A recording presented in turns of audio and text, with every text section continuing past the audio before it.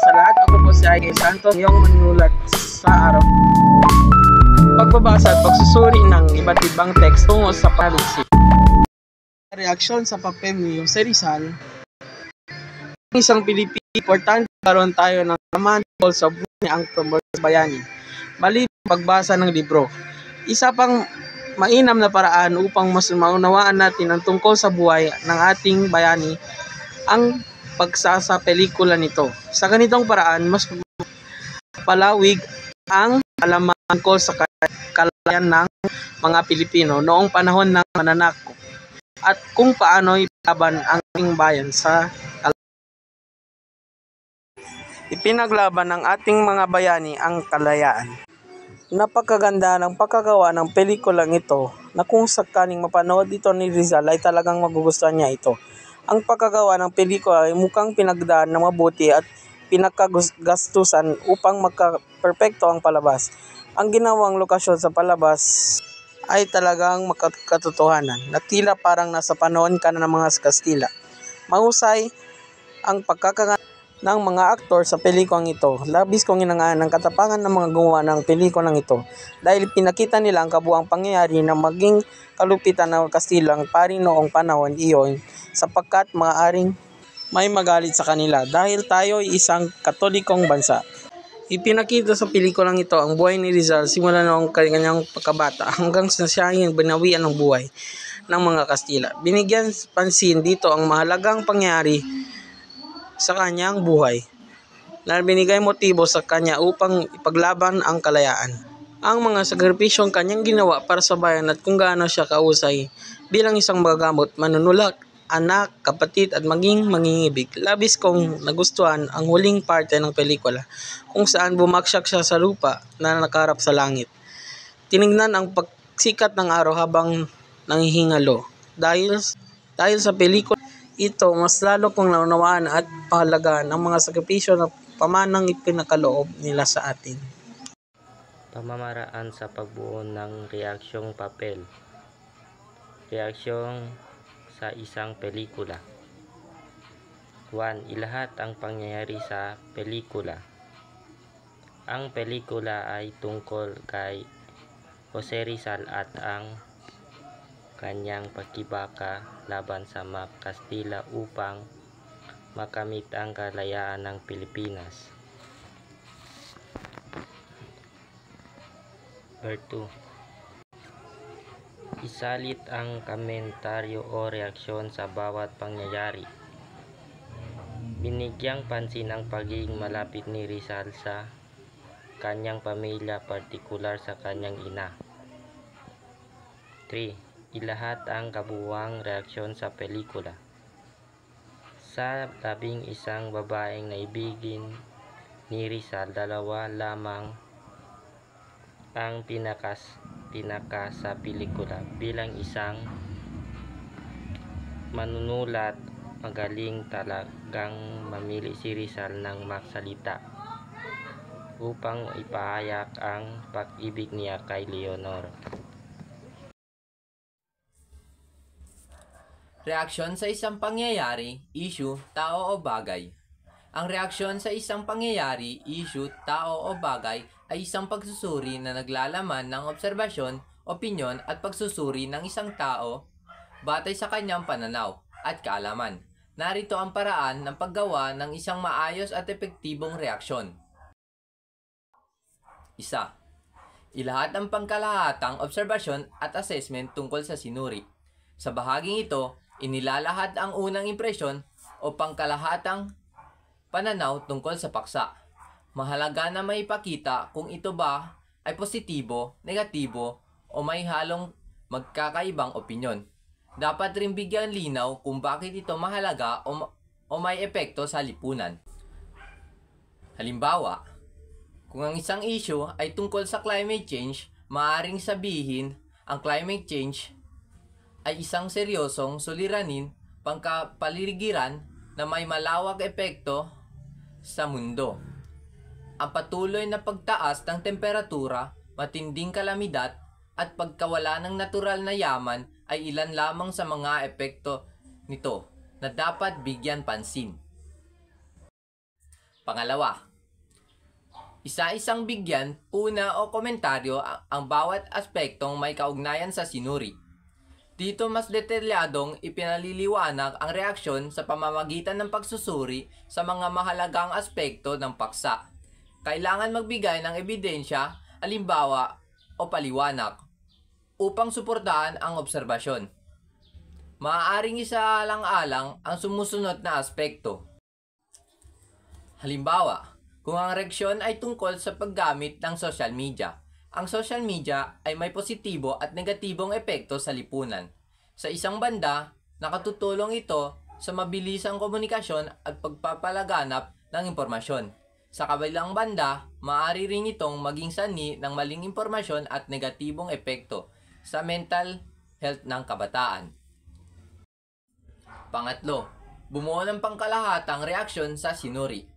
Sa huling bahagi, ilalahat ang pangwakas na opinyon o konklusyon batay sa mga naunang puna at pagsusuri. Maaari rin itong maglaman ng suhestiyon, panawagan o posibleng solusyon kung kinakailangan. Halimbawa, sa kabuuan, ang social media ay isang makapangyarihang kasangkapan na may parehong benepisyo at panganib. Mahalaga na gamitin ito ng responsable upang maiwasan ang negatibong epekto nito. Ang edukasyon tungkol sa tamang paggamit ng social media ay dapat pagtuunan ng pansin upang mapanatili ang kinabangan nito para sa lahat. Reaksyon sa isang nobela o maikling kwento. 1. Ilahat ang buod o lagom ng nobela. Sa bahaging ito, kailangan ipaliwanag ang pangunahing pangyayari sa kwento ng maikli, ngunit buo. Iwasan ang paglalagay ng masyadong maraming detalye at paglalatad ng wakas upang hindi masira ang kasiyahan ng ibang mambabasa na maaaring gustong basahin ito. Halimbawa, kung ang kwento ay ang kwento ni Mabuti, maaaring sabihin, ang kwento ay umiikot sa isang mag-aaral na humahanga sa kanyang guro na si Mabuti. Sa kabila ng pagiging positibo ni Mabuti sa kanyang mga estudyante, natuklasan ng pangunahing tauhan ang kalungkutan sa likod ng kanyang masiyahing personalidad. Ang kwento ay nagpapakita ng mga emosyon at pagsubok sa buhay ng isang guro. Pangalawa, pagsusurit sa mga elemento. Pagkatapos ilahat ang buot, kailangan suriin ang iba't ibang elemento ng kwento upang maipakita ang lalim ng pag-unawa sa akda. A. Tagpuan, lugar at panahon. Ang tagpuan ay maaaring makatulong sa pag-unawa sa mga tauhan at pangyayari sa kwento. Halimbawa, ang kwento ay naganap sa isang paaralan na siyang nagsisilbing simbolo ng kaalaman at pangarap. Ang panahon ay tila hindi tiyak ngunit maaari sa isang lumang dekada batay sa estilo ng pagsalaysay. B. Banghay, daloy ng pangyayari. Inilarawan ang mga mahalagang bahagi ng kwento mula sa simula, kasugdulan hanggang sa wakas. Maaaring tukuyin kung paano naipakita ang suliranin at paano ito nalutas. Halimbawa, ang banghay ng kwento ay simple ngunit malalim. Nagsimula ito sa pagpapakilala sa pangunahing tauhan at sa kanyang paghanga kay Mabuti. Sa gitna ng kwento, natuklasan ng tauhan ang lihim na lungkot ni Mabuti. Sa wakas, nakaroon siya ng bagong pananaw tungkol sa kanyang guro at sa buhay mismo. C. Tauhan, mga karakter. Talakayin ang pangunahing tauhan at iba pang mahalagang karakter. Pag-usapan ang kanilang personalidad, kilos at kung paano sila nagbago sa kwento. Halimbawa, si Mabuti ay isang gurong puno ng sigla sa harap ng klase, ngunit may malalim na hinanakit sa kanyang personal na buhay. Ang pangunahing tauhan naman ay isang estudyante na nakaroon ng mas malawag na pag-unawa sa buhay matapos makita ang tunay na anyo ni Mabuti. D. Tema, paksang tinatalakay. Ang pangunahing mensahe o aral ng kwento. Halimbawa, ang tema ng kwento ay tungkol sa pagtatago ng tunay na damdamin sa likod ng kasayahan. Ipinakita ng kwento na ang bawat tao, kahit mukhang masaya, ay may sariling suliranin kinakaharap. At ang panghuli, Estilo. Paraan ng pagsulat ang may akda. Suriin kung paano isinulat ang kwento, mayroon bang matalinghagang pananalita, gumamit ba ng simbolo o flashback. Mga bahagi ng reaction papel. Isa, panimula o introduction. Ito ang bahaging nagpapaliwanag sa paksa kung paano ito tatalakayin, kung ano ang maaaring makuwang ideya o impormasyon ng mababasa. Pangalawa, katawan. Ito ay kailangang malaman ng mga ideya o impormasyon nais maibahagi sa mga mambabasa at mga sumusuportang argumento at ebidensya ng magpapatibay sa paksa. Kailangang maramdaman ng mambabasa ang lubos na kalaman ng manunulat sa paksa. Pangatlo, konklusyon. Higit sa lahat, kinakailangan tapusin ang sulatin ng may pagbubuod at paglalahad. Pang-apat, mga sanggunian. Kailangan isulat ang mga sangguniang ginagamit ng nagsulat ng konsesyong papel.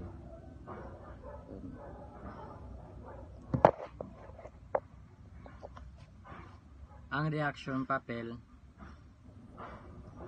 ay isang uri ng sulatin na naglalaman ng iyong reaksyon, opinyon, at pag-unawa sa isang partikular na paksa, akda o karanasan.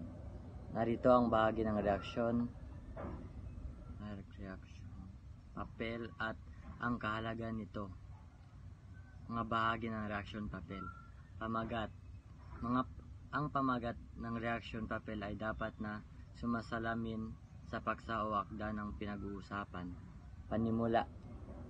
Ang panimula ay naglalaman ng maikling paglalarawan ng paksa o akda at ng iyong layunin sa pagsulat ng reaction papel. Pangatlo, paglalarawan ng paksa o akda. Ang bahaging ito ay naglalaman ng maikling paglalarawan ng paksa o akda kasamang mga mahalagang detalye at konteksto.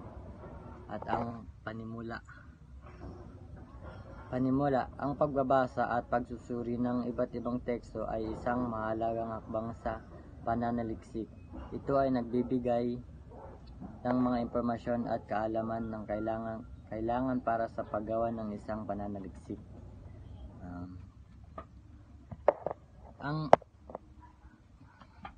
Ang panimula ay simula ng isang sulatin. Ito ay naglalaman ng paglarawan ng paksa, konteksto ng paksa at layunin ng sulatin. Ang panimula ay dapat na maikli, malinaw at nakapagpakita ng interes sa paksa. Ang panimula ay ang unang bahagi ng isang sulatin, kabilang ang reaction papel na naglalaman ng maikling paglarawan ng paksa o akda na pinag-uusapan. Ito ang bahagi ng magbibigay ng unang impresyon sa mambabasa tungkol sa sulatin. Mga layunin ng panimula. Pagkakaintindi sa paksa. Ang panimula ay nagbibigay ng maikling paglarawan ng paksa o akda na pinag-usapan.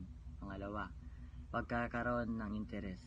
Ang panimula ay dapat na makapagpakita ng interes at kahalaga ng paksa o akda. Yan lang po. Salamat. Mga uri ng teksto. Akademikong teksto. Mga artikula, libro at papel na may kaugnay sa isang partikular na larangan ng pag-aaral. Dahil binubuo ng mga artikula, libro at papel dahil kaugnay nito sa partikular ng larangan sa pag-aaral. Teksto pang impormasyon.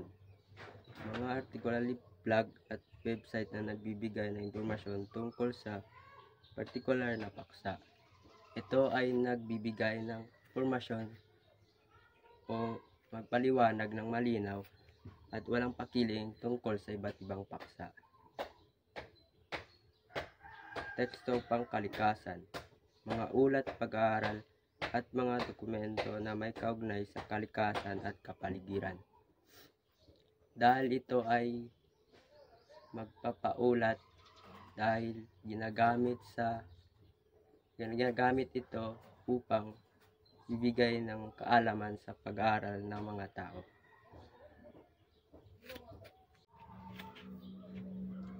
Mga kagamitan sa pagbasa at pagsusuri ng teksto. Mga nota. Gumamit ng mga nota upang i-record ang mga halagang impormasyon at mga idea. Ginagamit natin itong mga nota upang i-record at nakabuo ang mahalagang impormasyon. Mga highlighter. Gumamit ng mga highlighter upang markahan ang mga mahalagang bahagi ng teksto. Ginagamit ito upang markahan ang mga mahalagang pagsulat at bahagi ng teksto. Mga kodigo. Gumamit ng mga kodigo upang markahan ang mga mahalagang konsepto at mga idea. Ginagamit ang mga kodigo dahil bahagi ito sa paggagamit upang markahan ang mga mahalagang konsepto at mga idea. Mga uri ng teksto, akademikong teksto, mga artikulo, libro at papel na may kaugnayan sa isang particular na larang ng pag-aaral. Ang pamamaraang ito ay nakakatulong upang makilala at bigyan diin ang mga pangunahing bahagi para sa paglaan. Tekstong pang-impormasyon. Ang mga artikulo, blog at website na nagbibigay ng impormasyon tungkol sa isang particular na paksa. Ito ay nasasangkot ng aktibong pagbubuod ng mga pangunahing konsepto at ideya mula sa teksto. Tekstong pangkalikasan. Mga ulat, pag-aaral at mga dokumento na may kaugnayan sa kalikasan at kapaligiran. Ito ay isang mas advanced na pamamaraan kung saan lumilikha ka ng isang sistema ng pagdadaglat o simbolo upang kumakatawan sa iba't ibang uri ng impormasyon sa loob ng teksto. Halimbawa, pangunahing ideya, sumusuportang ebidensya, mga tanong. Conclusion. Ang pagbasa at pagsusuri ng iba't ibang teksto ay isang mahalagang hakbang sa pananaliksik. Ito ay nagbibigay ng impormasyon at kaalaman ng kailangan para sa paggawa ng isang pananaliksik. Sa madaling sabi, ang pagbasa at pagsusuri ng iba't ibang teksto ay mahalagang bahagi ng pananaliksik dahil ito ay nagbibigay ng batayan at impormasyon para sa mas malalim na pag-aaral.